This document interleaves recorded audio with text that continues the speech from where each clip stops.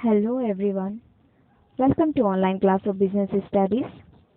In this video, we are going to learn about registration process of partnership firm. See, we already discussed about what is partnership firm, what are its advantages, then disadvantages and features, then types of partners, and now we are going to talk about the registration of partnership firm.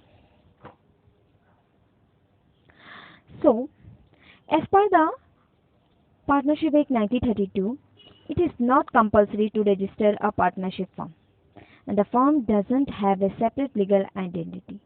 And registration will not alter this fact. However, registration is the definite proof of the existence of the firm and its legality.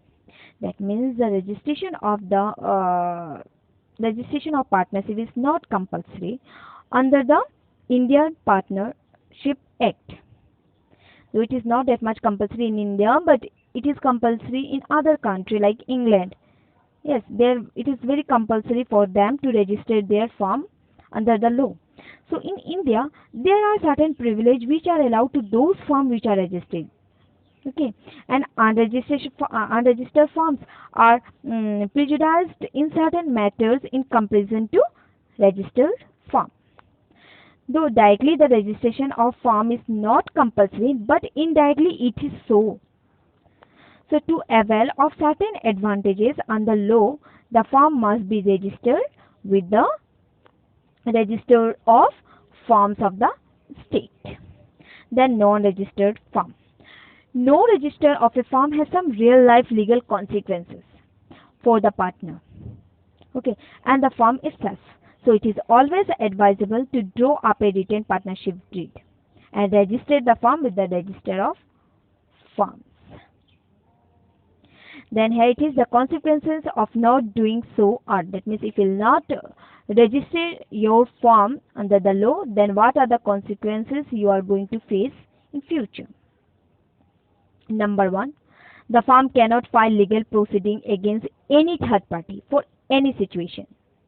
That means if you are unregistered firm, you cannot file a recovery suit against third party or outsider.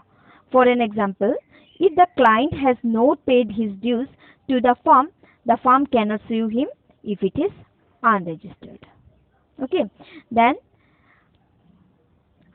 an unregistered firm cannot file a case against a partner for any reason like mismanagement or theft, etc. That means a unregistered firm, if there is any situation arises that they have to face the problem of theft or mismanagement, they cannot file a case against their partner because they are not registered. Then third is, a partner of an unregistered firm cannot file a suit against one of the other partners either. That means a partner of non-registered firm cannot file a case against any other partner of a non-registered firm, or they cannot file a case against a partnership firm. Okay, then here are some procedure of registration. So according to the Indian Partnership Act 1932, there is no time limit of search for the registration. That means there is no any time limit for the registration of the procedure of registration of the firm.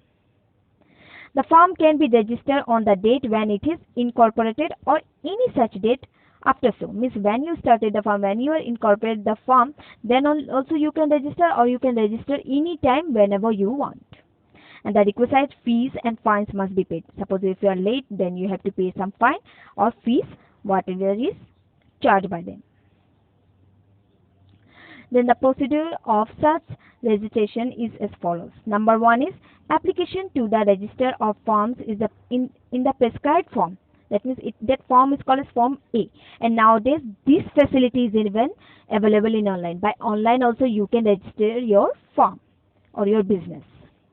Such an application must contain certain basic details about the form, such as there are some basic details which you have to fill up in the form, and that basic details were like name of the partnership firm. You have to mention the name of your partnership firm. the name of the firm. Okay, the name and address of all the partners. Suppose if you are 2 or 3 partners, then you have to write the name and address of all the partners who are in partnership firm. Then place of business, address of main and branch of offices, where you are going to set up your firm, or which area you are going to set up your firm. Everything you have to mention there. Then duration of the partnership. That means in partnership sometimes it happens there is a duration, not sometimes but mainly it happens that there is some time limit. Yes, they started a firm for a time being, or there is a duration, so you have to mention that duration details also. Then date of joining of partners, when that all partners join, when you have joined together, that date also you have to mention there. Then date of commencement of business, when you are going to start a business, when your business or firm will start, you have to mention that date also. Then number 2 is the duly signed copy of the partnership deeds, which contains all the term and condition must be filed with the registers. Yes, whenever you will start a business, or partners will start a business, there is some rules and regulation which is made for them. I already explained that one. There are some rules which everybody have to follow. There is some terms and conditions which everybody has to follow, and they have to sign on the paper. Yes, so that one also you have to give or upload there. Then deposit, pay the necessary fees and stamp duties. That means you have to pay the some like some fees or stamp duties, you have to pay that. The number 4 is once the registrar approves the application, the form will be entered into the record. When you have applied, your application has been filled up, then only you are entered in the record. Your forms will be entered in the record, and the registrar will also issue a certificate of incorporation, and they will also issue you a certificate of incorporation. And this is how the process of registration will be completed, and the firm will attain legal recognition. And this is how you will complete the procedure of the registration of your firm, and you will get the legal recognition, and you will be now registered firm. Thank you.